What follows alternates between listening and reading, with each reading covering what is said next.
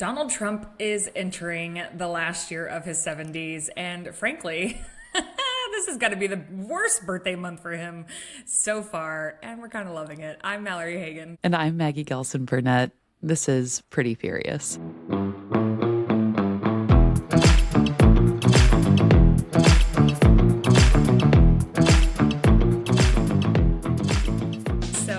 Maggie, are you noticing what I'm noticing about just the level of crazy that's leading up to Trump's birthday? Motherfucker deserves it, man. I hope he shits his pants on his birthday. I think he does that anyway. I mean, yeah, but maybe sloppier, I don't know. I hope he sharts during the parade. I was going to say, I guess if you're in a parade and you suddenly have shit to your go pants. and you're 79 years old, what are you going to do? I hope Have you ever had any bad birthdays? Not where I've shit my pants, no. I have had a bad birthday or two. I wouldn't really constitute them as bad. It was just I kind of had a lot going on. It was when I turned 23. Nobody likes you when you're 23. Yeah, it was just a really gnarly time. I was breaking up with my boyfriend of 5 years. I had just lost Miss Iowa. I quit my job. I was just in total disarray. So that was really the major one though. I mean, aside from that, I feel like I've had pretty solid birthdays. What about you? Same. I think the one that stands out to me for some reason is my 25th birthday. I think the way some people feel about 30, I felt about 25. Yeah. And I was fresh off Miss America. I had no clue what I was doing. And my birthday is on December 23rd. So for anybody who can't imagine what that feels like, normally it's perfectly fine. Who cares? But for some reason that year I was just and I don't even have anyone to celebrate with because my birthday is at a stupid time of the year. Were you about to give up your title then? No, I was done. But okay. I just remember that I went to dinner with my parents and the person that I was dating at the time, and we were home before 10 o'clock, and I was like, I'm getting so old. I'm home before 10 o'clock on my birthday. This is so stupid. Now I'm that's the dream. I know, right? Now I'm 10 o'clock. What do you mean? Put me to bed. But yeah, so no birthdays. And in fact, with a December 23rd birthday, my family and my parents in particular have always made a real effort to make sure that my birthday is separate from the rest of the holidays. But that one just for some reason stands out to me, which is old hilarious. lady. Yours is coming up though. It is. Yes, we are swiftly approaching 30, July 27th. So we've got a month and some change. Yeah. You're almost so there. Close. I know. So close to the best decade you're going to experience so far. Be on a yacht drinking rosé in Chicago. Be on a yacht? Yeah, I rented a boat. What the fuck? Where was my invite? I mean, please come. It's last weekend of July. I'll see you the next week. I was going to say, I'll be down there literally a week later. So yeah. Oh man, that's going to be so fun. Well, guys, if you want to understand what's happening on Maggie's 30th birthday, you better be sure to follow her on Instagram.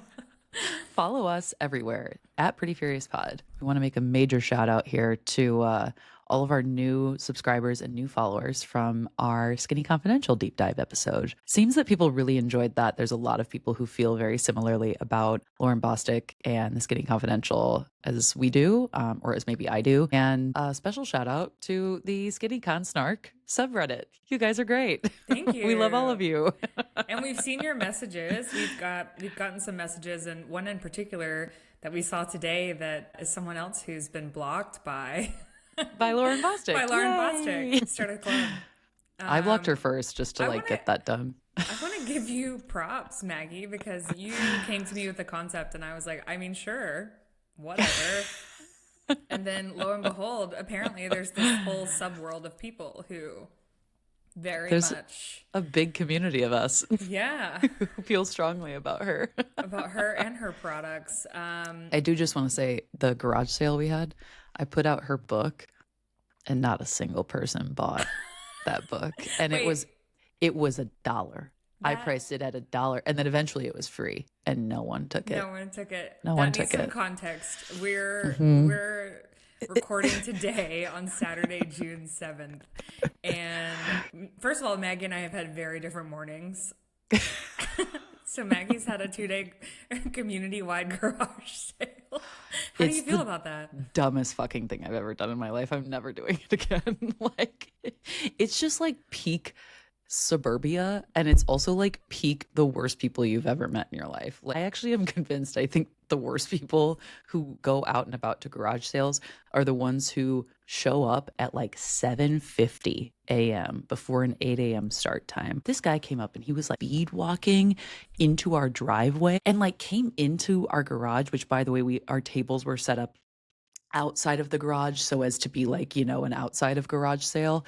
And he came into our garage and we were like, Ty was like, we're still getting set up, man, you know, sorry. And he was like, oh, okay, you know, and I'm like, as if you can't see us like carrying shit out to the table. But tell me he was already looking at everything, deciding and like picking things up. Oh, he was looking in our garage and we were like, none of this is for sale. Like our power tools are not for sale. Like, you know, I'm just like, oh my God, man. It's just, yeah. Swamp people come out for garage sales. I love going to garage or estate sales, but I'm not a person who haggles because I'm already like, you're selling this book for $1. It's the people who annoy the fuck out of me that are like, will you take 50 cents? I'm like, you can't come off of 50 more cents for the fact that I carried all this shit out of the house and put it up on a table for you? What do you mean? I mean, and I guess I understand from like the standpoint of like, okay, if you're somebody who has needs for your home and like you are disenfranchised and you need to go out, you're going out to the garage sales to find things for your house, fine. I understand that. However, it's like, it's just the worst fucking people who, you know, they show up in like their Ford Raptor and they're like, will you take $1 for this thing that's like $15? You're like, oh my God, go fuck yourself, man. It's just like, oh, it's nauseating. It's nauseating. Anyway. Yeah, the judgment is definitely not for the people who come out with good intentions. For me, exactly. The judgment is for people who come out and it's like a sport. Yeah, They're like trying to. It's like a game of negotiation on every Saturday morning. I'm like, Ty was like, they know each other. They're like in a club. Like, this guy got out of his truck and said hi to the person in the car behind him, and I was like, they're literally, this is for sport. Or like, they've already been at another garage sale together. Yeah, right. Anyway, that was your morning. That's been your 2-day span. Has it made your marriage stronger? I don't know if it's made it stronger per se. I put a 50-cent sticker on Ty's chest before he left to go play golf this afternoon. So I don't know. Divorce might be imminent. I'm not really sure. I was like, I feel like it could either bring you together or it could make you want to kill each other. Or make me want to stab someone. Yeah. And then this morning, in a very, very direct contrast to that, got an hour and 20-minute long prenatal massage, and it was chef's kiss. Glorious. Absolutely. You just seem very like zen today. Thanks. Your aura is nice. Is it? Thank you. It is. You know, I came home and made myself some eggs, and I had a Cheddar Bay biscuit, and then I just laid down for a little bit, and I'm really enjoying my Saturday so far, but I can tell you who's not enjoying his day right now, and that is Donald Trump. Donald Trump. Wow. But before we're furious about him, we can't be pretty furious without being pretty first. What do you got this week? All right, so this little guy. This is the Real Techniques. I don't know the name for this, okay, because I don't have the package anymore, but it's a little sponge that it's a sponge on one side and then it's a puff on the other side. So it's a powder puff, so you can use it to press your powder into your under eye. But I love that it has the sponge on the other side and it's got this little holder and you can switch the holder to the other side. So if you want to use the sponge to dab out the crease in your under eye and then flip it to the side of the powder puff, it's just a genius like invention. And Real Techniques, for what it's worth, is probably my favorite brush brand. At least certainly from the drugstore. They just kill it and they make everything at super affordable prices. And yeah, that's my product. It's amazing. What's yours? Love a good sponge. You know who has great sales on things like that is like a TJ Maxx or a Ross. They have massive packets of them and they're always a little bit cheaper than everywhere else. Today, my product. Now, before I ever introduce someone, why Oh are you God. laughing at me? 'Cause this is a really intense lead up to your product. It's an IUD. No, I'm just kidding. Honestly, it should be with the news coming out that they can just let us die in emergency rooms. Anyway, today my product is the House Labs Triclone Skin Tech Foundation. And so I feel like I really have to wear a foundation for a minute before I'm like, this is worth it. I like this stuff. And I love this product. The House Labs Foundation is maybe the best foundation I've personally ever worn for the coverage, but you can also make it sheer. It's got skin care in it, all the things. So that's my product this week. I am still really pale despite the fact that the sun is officially out, and I'm wearing 100 light neutral. So Ooh, love shout that. out to the Lady Gaga. I need to try that still. I'm like a terrible self-proclaimed makeup junkie for not having tried that yet. My sister loves it. Everybody who I know who has tried it swears by it. So I need to get my hands on that. Yeah, super good. Well, my foundation matches my skin color, but Donald Trump's has not ever. Great segue. Thank you. That was a perfect segue. And I just would hope for him, based on the past 2 weeks, that somebody helps him figure it out by 79. You would think that like someone from his team, right, would be like, hey, bro, we got to like sort this out. But I feel like at this point, it's like, I feel like we're all just being punked. And like, this is all just one big, like, you know, at the end of all of this, they're going to be like, haha, you suckers. Like, you all made fun of this stuff, but we knew exactly what, you know, I don't know. So I'm just sort of like sitting here like, you have to know that this is really bad, right? But I think it's like part of the shtick, you know, it's his brand now. It definitely is a part of his brand now. I'm just so perplexed as to how that became something that I don't understand. You go look at, I actually was watching an interview of him and Melania on the Ellen show back in 2004, so 21 years Oh my God, wild. First of all, he came across as relatively normal, which I was weirded out by. And he was a little more humble and a lot less like self-grandizing. I don't know. Anyway, but his makeup was blended. And so I'm just curious what happened between 59 and 79 that we're suddenly orange. But that's Well, I really... think that's the dementia, right? Probably. It's the mental illness. And you know what, though? At the end of the day, his wearing orange makeup is literally the least of our worries as we spiral headfirst into a dictatorship, as demonstrated by his birthday parade, which is what brought me here today. Okay, so for anyone who doesn't know, June 14th is the quote-unquote Army birthday parade. That also happens to be Flag Day. And it conveniently aligns with Donald Trump's birthday. So not only is this just kind of an insane waste of money and self-serving political stunt, it's going to cost us, the taxpayers, anywhere between $25 and $45 million. And for what it's worth, that is also being reported on the low end. That's the low end. That's insane. How are... I don't even know why the fuck I ask these questions anymore. How are we allowing this to happen? Do you know that there will be 6,600 soldiers there?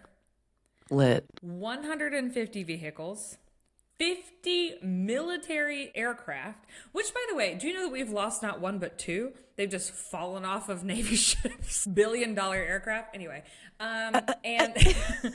And whoopsie daisy. I know. Oops. And they are preparing for pretty significant like street and structural damage to Washington, D.C. So they're having to like add these steel plates and structural things to the streets because Army and military equipment is not intended to ride down the streets of Washington, D.C. So each one of those is costing about an extra $3 million. So I just can't understand how any person who, on the one hand right now, is cheering for us to limit government spending, then can also be like, rah, rah, happy birthday, Donald Trump. So, Have you seen that video of that older couple? Well, they're not older, but they look like shit, and they're probably in their mid to late 50s.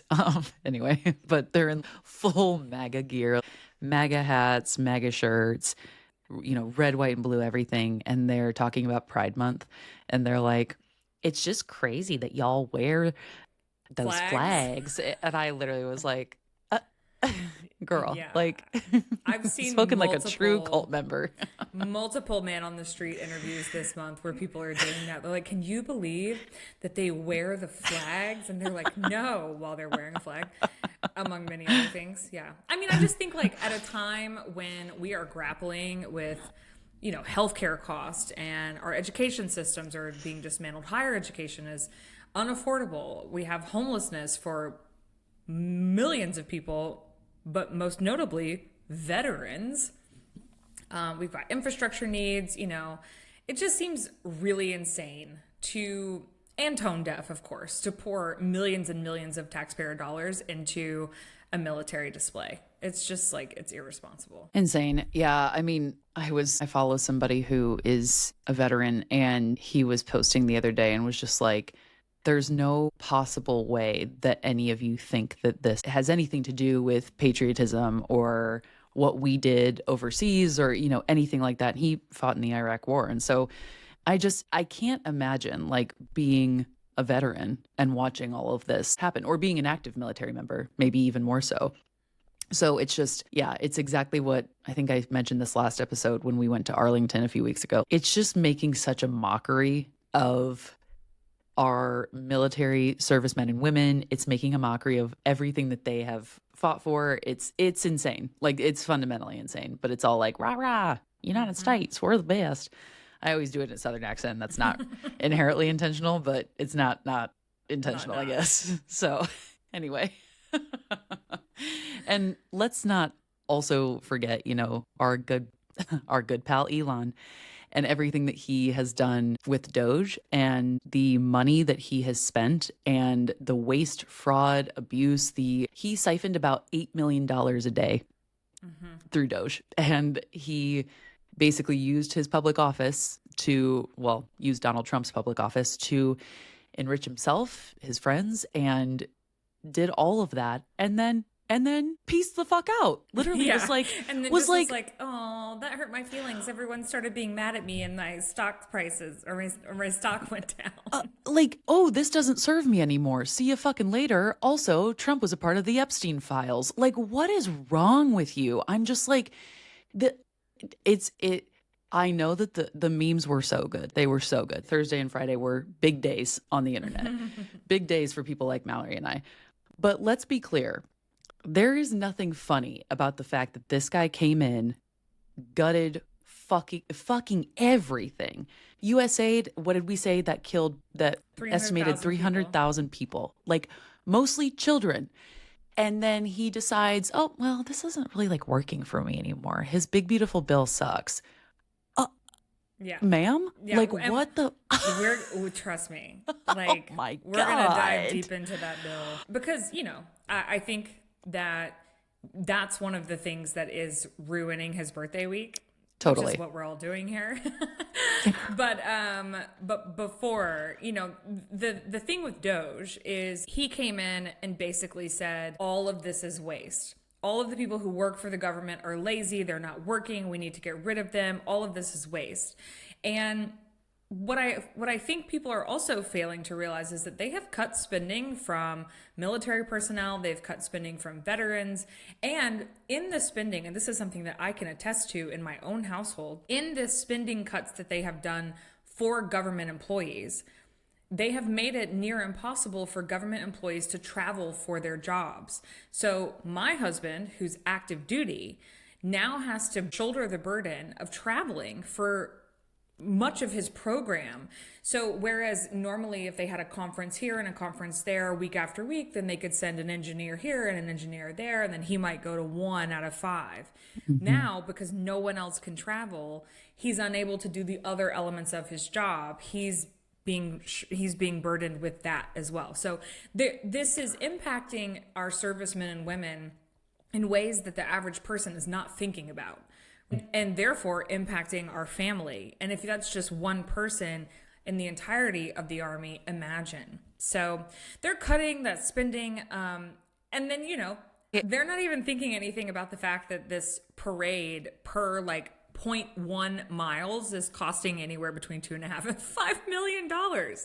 Meanwhile, they're cutting funding from other elements of our government. I mean, like, I think most of us would agree that our public funds should be able to support our troops through things like adequate pay and benefits and medical care, not through the pageantry of a birthday celebration parade. And also, I mean, for what it's worth, hey, let's celebrate you in the Army by making you work. There are people who are in the military who are having to drive in from all of the surrounding states because that's where the equipment and the bases are. It's insane. But more than anything, even though I think this parade is ridiculous, I think what should scare people, and what is scaring people, is the historical parallel that this draws with like authoritarian figures and regimes. Many dictators in the past have relied on these massive military parades and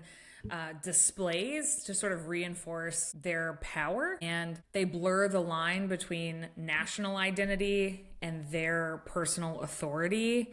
Great example. Great might be the wrong word, but an example. Adolf Hitler did this for his 50th birthday. Joseph Stalin has done this. Yay! Like, what the fuck? North Korea, Kim Jong-un has done this. He does this on a regular basis. They do these big, like, choreographed military spectacles. And I just feel like when you start to emulate these symbols of autocracy, especially to honor a president's birthday, the symbolism is pretty chilling. But let's take it back a little bit. So this is not the first time that Trump has tried to do this, right? Like, didn't he try to do this in 2018? And he has like long been obsessed, I feel like, with this idea of like a grand military parade in his honor.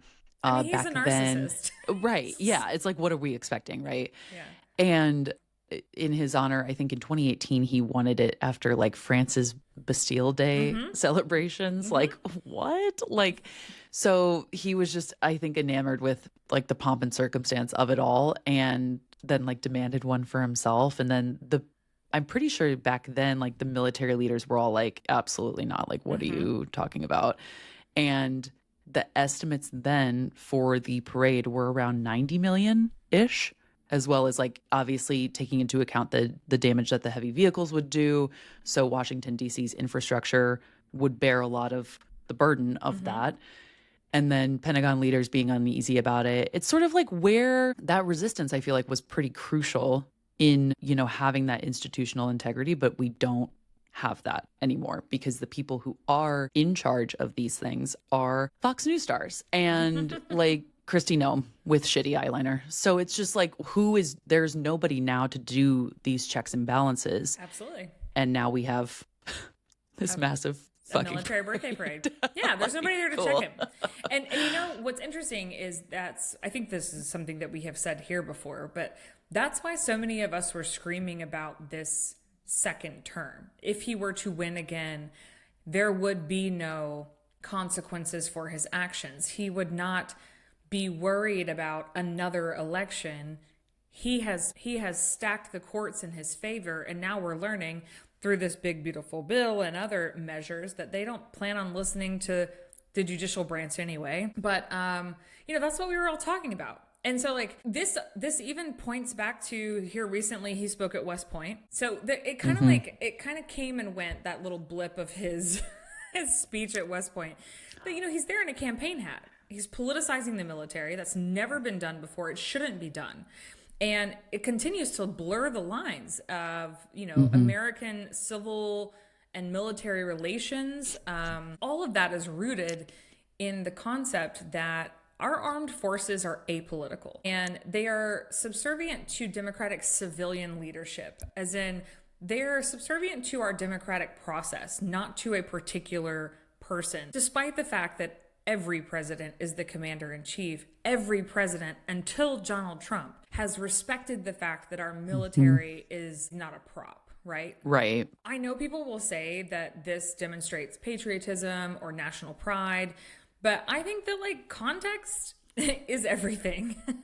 Nope, not how that works. Yeah, and you know, our military honors are typically reserved for things like Memorial Day or Veterans Day or recognition of acts of heroism, like using our troops as background props, whether at West Point or for a personal birthday celebration, not only degrades the tradition, but it also risks alienating service members because they swore an oath to the Constitution, not to a man. And it sends the message that military loyalty should be personal and not institutional. And I think that that really has the potential here in close proximity to undermine the core of our democratic government. Yeah, 100%. Yeah, this isn't about the country or the military or the Constitution. This is a birthday party for a perpetual 8-year-old. And for him, it's about bolstering his image, dominating a news cycle, which, let's be clear, like we should all be taking into account what else is happening around the world at that time. Same with this Elon Trump breakup that's happening, like while they're trying to get this big, beautiful bill passed. And also he wants to test how far political theater can go before people stop referring to us as a democracy. So Americans should absolutely see this for what it is, which is an expensive, authoritarian, laced farce that wastes resources, erodes norms, and disrespects the institutions it pretends to honor. Yeah. And as a quick, just kind of aside to that as well, it blows my brains out that people who serve in the military still support this man. That's something that I think about constantly. And I'll leave it there. I'll leave it there. Yeah, I really struggle to understand that. Especially people who served for a long time. And everyone's service is commendable and I respect everyone who has served and I'm thankful to them. I do think that career military, I mean, you're talking 20, 30 years that you have given your life, your family has made sacrifices, your children have not seen you. I mean, there are so many things that go into service that I deeply respect, and it is beyond me how you could provide that level of sacrifice and give to your country to follow a man who couldn't know what those two words meant if they slapped him in the face. Service and sacrifice are two things that Donald Trump knows absolutely nothing about. Right. But that is also why, and this is where we get to the good part, so many people are ready to fuck it up. They're ready to fuck up his birthday. Hell yeah. Let's fucking do it.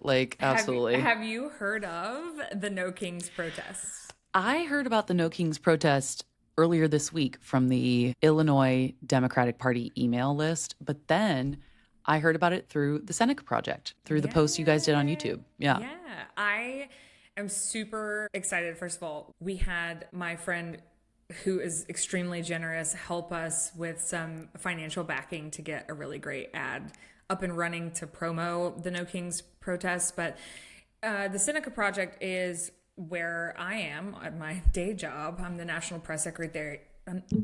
I'm the National Press Secretary. Sorry. And can you believe that if my dad could talk, that's what I do. Stop. I'm screaming. I am the National Press Secretary of the Seneca Project. And we're partnered with Indivisible, who's sort of the umbrella of what's happening. Hold the Line, No Kings. There are, Maggie, 380 organizations working together to form the biggest protest in American history. There Let's are go. 700 plus cities. And if you're listening, this is just going to sound like music to you, but if you're watching, I really want to play you our ad so you know what kind of vibes we're going for.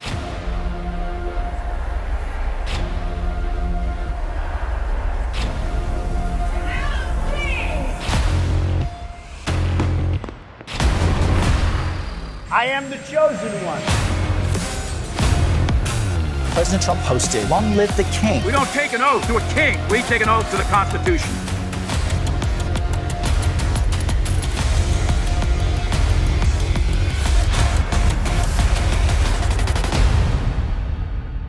The same day as Trump's birthday parade, there will be the largest mass protest effort in American history, and I'm in love with that for all of us. We also have something else special happening that day. Pope Leo, Catholic Church saves the day. He saves the day. He is doing a digital appearance in Chicago. It's a sold-out stadium event. It has drawn more than 20,000 attendees, and it even crashed the $5 ticket system. So the Pope literally won't be there in person, and people are opting to attend that. And he sold out. So the timing is very symbolic on this. As Trump, flaunts his military might, Pope Leo is calling for dignity of migrants. Subtly, but unmistakably, he is rebuking the U.S. immigration policy. It's a showdown of values. It's performative nationalism versus global compassion. So judging by the crowd sizes, I think that the Pope might give Donald Trump a run for his money without even being on American soil. So good for Pope Leo. So Trump's birthday week and birthday parade ruined by national unrest and a checkmate from the Pope. But if that's not enough to ruin your birthday, how about going through an extremely public breakup? I'm so excited to talk about this. We kind of did, but let's just get a little deeper into their relationship and why this is probably really hurting his feelings right now. But first, the girls are fighting. Can we just talk about the girls? Give me a fucking break on this. Okay, I posted a thread the other day that said if I hear one more gab from a white guy about someone's menstrual cycle the next time that someone brings up leadership, I'm gonna fucking murder someone. Okay, the fact that y'all are like, the girls are fighting, like the girls are in a fight, blah blah blah. Women have so much more tact than this, first of all. And that's the thing. The girls are fighting. The girls are fighting is what AOC said, and it is actually a certified meme. So she said it knowing internet culture. It probably came out. So I don't know if y'all remember, but Cardi B and Nicki Minaj were in a fight. That's right. And Azalea Banks got online and she was like, the girls are fighting. What's going on? And that has been that has turned into internet vernacular, specifically among the Black queer community. So I understand where people are coming from when they're like, don't talk about women like this. I did forget about the Cardi B scenario.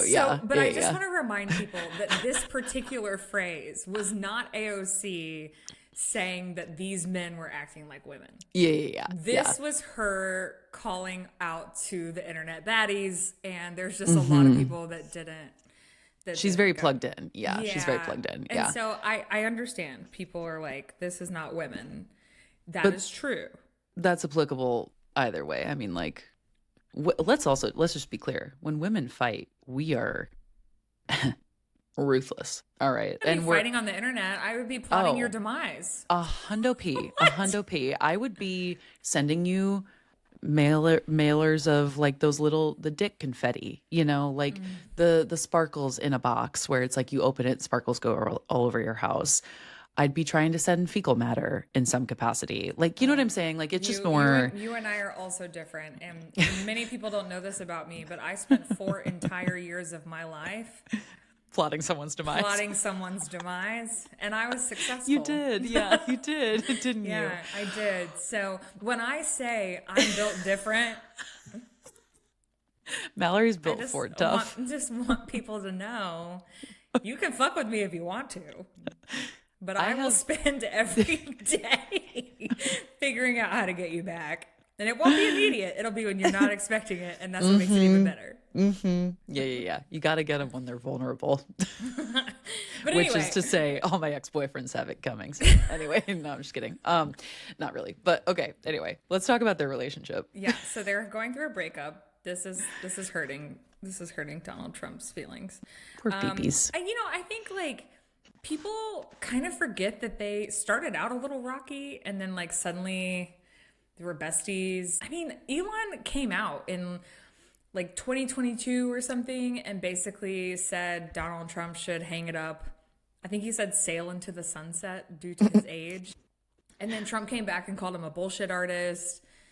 Sure. And then Elon briefly was on the DeSantis train. That's right. Yeah, I forgot about that. Yeah. But then Musk reinstated Donald Trump's Twitter after he took over the platform. And then when it was going to be Trump, he started the super PAC, the America PAC, to help him get elected. Do you think, I mean, this all had to just be because he knew that SpaceX was going to get government contracts, right? I mean, I guess. Yeah, maybe. I don't know. I also just think we're learning that this man is mentally unstable, and he always has been. They all, like they both all are. Yeah. But yeah. But then Elon endorsed him after Trump's fake assassination, which, by the way, I will never, ever, I will go to my grave thinking that wasn't real. But It's staged. It was 100% the point staged. is that like Elon was not a supporter of his at first. He supported other people, and then he like flopped over, spent $250 million to get him elected. And in spending that $250 million, he ended up with Doge, which we talked about. And then he spoke at the inauguration, even though he was there high Did as a kite. a Nazi salute. Let's be clear. Did a Nazi salute at the inauguration. God, isn't that it's so crazy that so much has happened in the last 5 That months you forgot I'm about like, that? I made a reel on Instagram about it. And the amount of people who were like, this is an autistic man Get out who of has here. to, I go, my whole family is autistic. I have never seen a person in my family do a Show Nazi gratitude. salute. Yeah, like I just was like, I appreciate the people. what? I appreciate the people who are like, well, if it's just that, then just do it. You do it.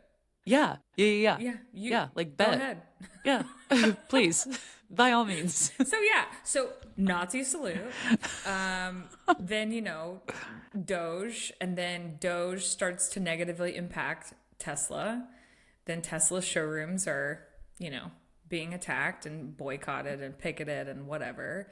Then Donald Trump turns the White House into a Tesla showroom, which again is asinine for a president to do. But the big, beautiful bill was the straw that broke back.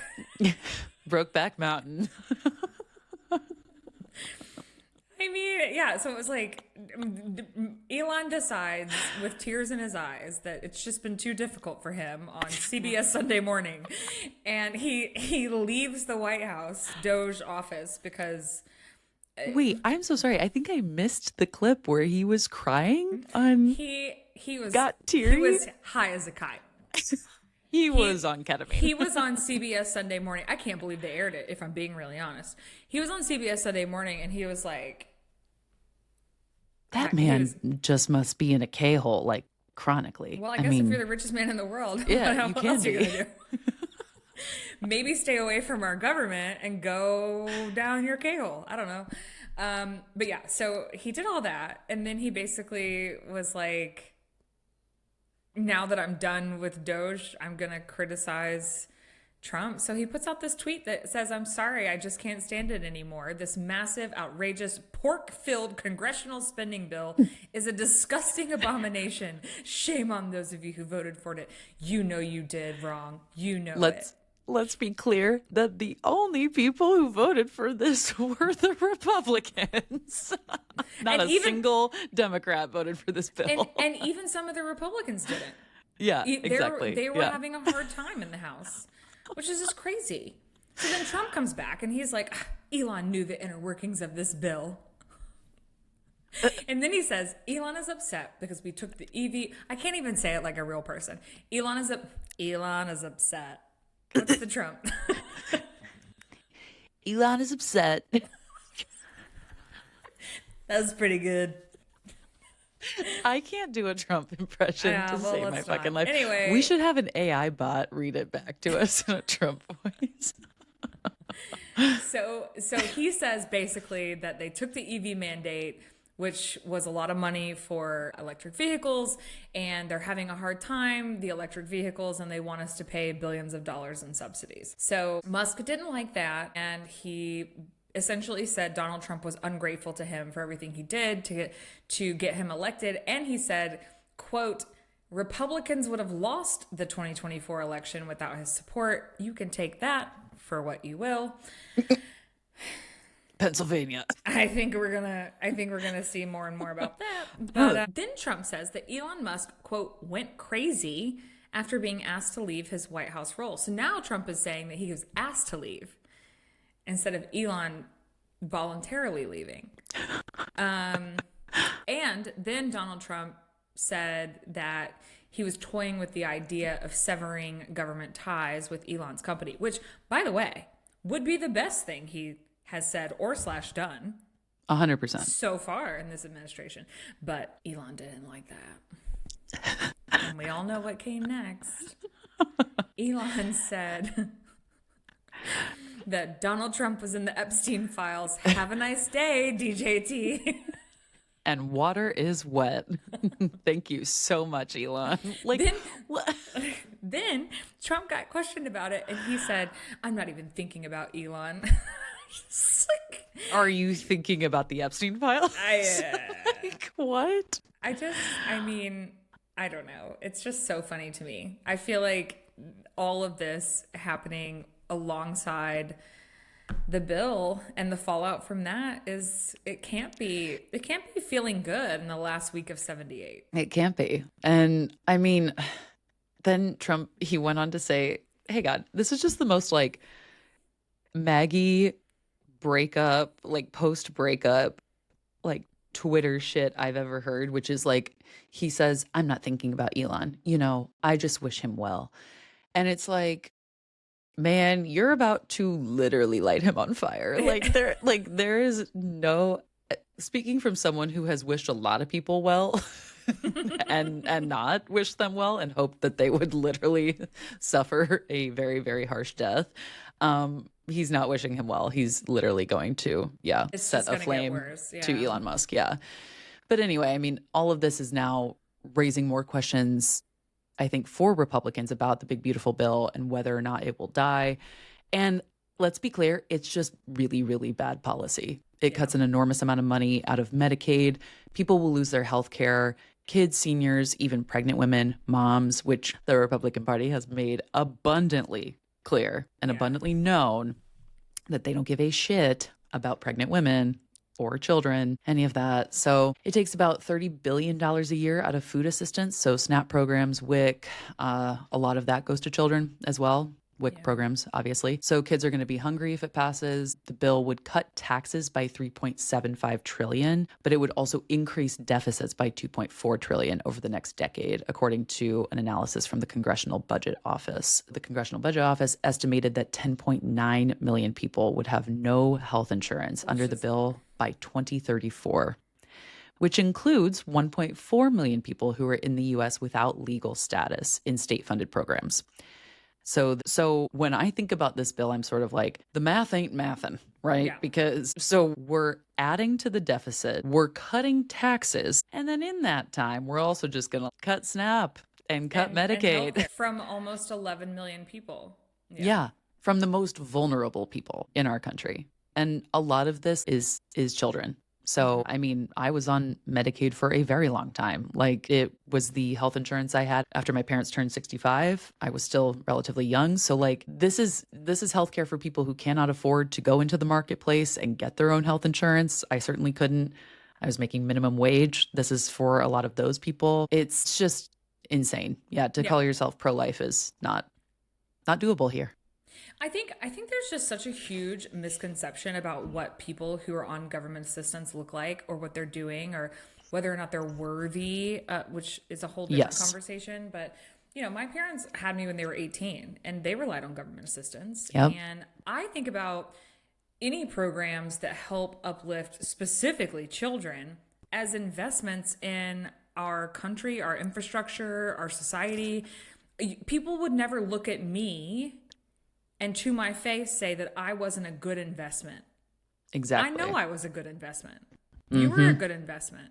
Helping people stay healthy, be fed, helps them be contributing members of society. Like, I think there's this concept, and I see it in the comments and responses from people all the time. They need to get a job, and if you have a job, you would have healthcare. That's not true. Over half of the people who are employed are not offered healthcare through their employment opportunity. So all that to say, this is just like, it's so absurd to me to think that cutting people's access to food and healthcare is going to be better for our society as a whole. I just don't know what planet you live on if that's something that you can think and believe with the 2 brain cells you clearly have to rub together. But one thing that I think is missing from the conversation about this bill, 2 things actually. The first one is that buried very deep, there is a restriction on the federal court's authority to hold government officials in contempt if they violate judicial orders. And yeah, that's Yay. bad news bears. So Love that. If you don't really understand, contempt of court is a power that our courts have to enforce their orders. So let's think about this on a smaller scale. A father is ordered to pay child support. If he does not do that, he is in contempt of court. And if he is held in contempt of court by the judge, he either might have to pay a fine or even jail time. So just escalate that to government officials. That's what we're looking at. They have written into this bill that that's no longer something that the courts can hold people accountable for, which is a massive piece of our checks and balances. That's hidden in this budget bill. That has nothing to do with budgets. And then something else that's hidden in there, which I think should scare every single person, is that there is a 10-year ban on regulating AI, period. But especially, as it's written, vaguely, in political campaigns. Oh So my God. there are members of Congress, Republican members, Marjorie Taylor Greene, who voted on this bill in the House and didn't realize that these 2 provisions were in there and have publicly stated that. That's So- right. She tweeted about it, and I was Yeah. like, your entire job is to read the legislation. I mean, but also, like, what staffer was like, ma'am, you probably shouldn't tell people that you didn't read that. But to me, the scariest part of all of this is we have, if you're chronically online like us, you've probably seen the videos floating around of them warning people about how real AI is getting and can be. And when you think about the fact that if they can't regulate this, and especially in political campaigns, they'll be making fake content, fake videos of protest, fake videos of unrest in order to stir up emotions in people, to sway them in a certain way to vote. I mean, that's super scary. Yeah.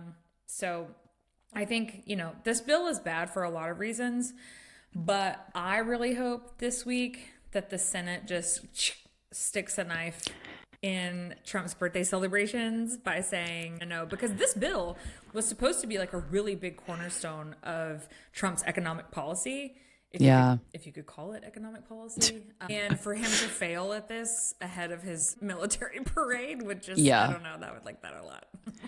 I mean, I think too, it's exactly what I was sending you about the Palantir conversation, which we may or may not do like a mini-sode on that eventually and why that matters to your data. But AI and data governance and those things are massive right now. And they are things that we are seeing in sort of real time. Other countries are starting early to take certain measures to ensure that it does not interfere with their political process. And that's something that if we don't do very, very soon, which Donald Trump is not going to be the one to do that, that will probably end up being something on maybe a state basis, but certainly next election, whoever gets elected, like If we have an election. Right, exactly.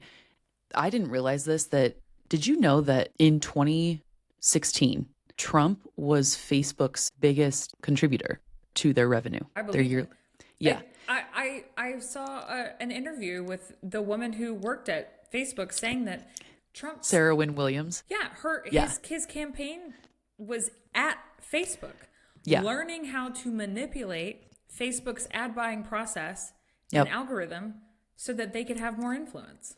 Her book is called Careless People, and just very quickly, a plug, you absolutely should read it if you are looking for your next read. I have not been able to put this book down. It is a terrifying account into, I mean, it's a miracle that she became a whistleblower for Facebook, but like I just did not realize the scope of what the Trump campaign had been doing. And let's be clear, this is 2016, so this isn't even, 2024. I just had no idea what they had been doing in order to sway voters. And so if you couple that with, they were even taking ads that were, funded by the Trump campaign, but they were very innocuous, ads that would sway kind of moderate, Democrats, Maybe even more issue-based stuff. Yeah, exactly. An issue-based voter, people of color who were maybe considering not voting for Hillary. I just had no idea the amount of effort that went into that. And honestly, that's why I have sort of kept it in the back of my brain. Like, these people aren't stupid. They aren't. Oh, no. The people who are working behind the scenes on all of this are actually incredibly intelligent people. This has been an extremely long game. Exactly. So I think the AI piece, adding that in, is just another way for these people to have access to something and have access to people's, malleable brains that they didn't have before. It just makes their job easier. So I think that's something that, I also just on this, keep your eye out. We understand we're on a little bit of like a data tangent. However, the other side of this is also why he continues to not ban TikTok. Exactly. He sees the benefit. He totally understands the benefit. And if they were very concerned with data, which they're clearly not, they want to control and have access to our data. Mm-hmm. Exactly. If they were that concerned with it, they would have banned TikTok from the get. They didn't do it because he understands it. It's a tool that he can use to his advantage. They're just trying to figure out how somebody here can buy said tool so that it can be more advantageous. Exactly. Yeah. So this big, beautiful bill is just another way for them to, get a little kind of stranglehold on one subset of another means of changing people's minds with misinformation. And that's exactly what they did in each prior election. You know what else I'm loving that's on the pile for Trump's birthday week is California's governor, Gavin Newsom, Daddy Newsom. He has threatened to cut off federal funds. So Newsom has floated withholding federal taxes because Trump has threatened California, which is a stupid thing to do. Basically Trump is weighing, quote, large scale funding cancellations for the Golden State. And that's insane.